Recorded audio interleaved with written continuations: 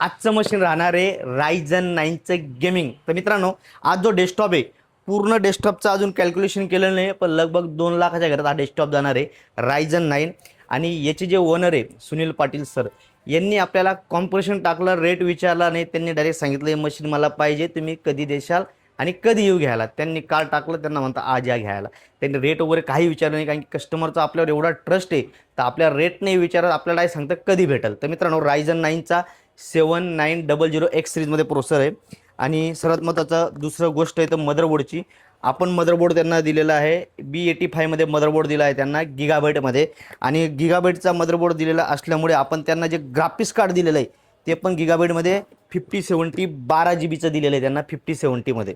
तर सगळ्या गोष्टी आपण एकही गोष्ट त्यांना असं कॉम्प्रोमाइज केलेलं नाही आहे. तर तुम्ही कधी कमी रेटवाली घ्या, सगळे त्यांनी चांगल्या क्वालिटीमध्ये आपल्याला सांगा की विश्वास कस्टमरचा, तसं आपल्याला मटेरियल द्यावं लागतं. आता हा जो SMP आहे क्रोसरचा 750 वॅटचा पॉवर, त्यांना ग्राफिक्स कार्ड वगैरे मोठं आहे, जवळपास कॅबिनेटला 5-5 फॅन आहे, म्हणून त्यांना आपल्याला SMP पण पॉवरफुल द्यावं लागला. आणि सर्वात महत्त्वाचं म्हणजे रॅम आपण त्यांना आता सध्या 16 GB दिली, कारण की रॅमची रेट खूप हाय आहे. तर सध्या 16 GB काम, जेव्हा रॅमचे रेट स्टेबल येतील तेव्हा आपण रॅम त्यांना आपण 32-64 जेवढी त्यांना पाहिजे तेवढी करून देऊ. 512 GB WD NUME Gen 4ची ती SSD आपण त्यांना घेतलेली आहे. आणि 3 फॅनवाला लिक्विड कुलंट आपण त्यांना घेतलेलं आहे ARGBमध्ये 3 फॅनवाला. आणि सगळ्यात महत्त्वाचं कॅबिनेट. तर मित्रांनो, ही कॅबिनेट गेलं अँटी स्पोर्टची CX700 म्हणून कॅबिनेट आहे.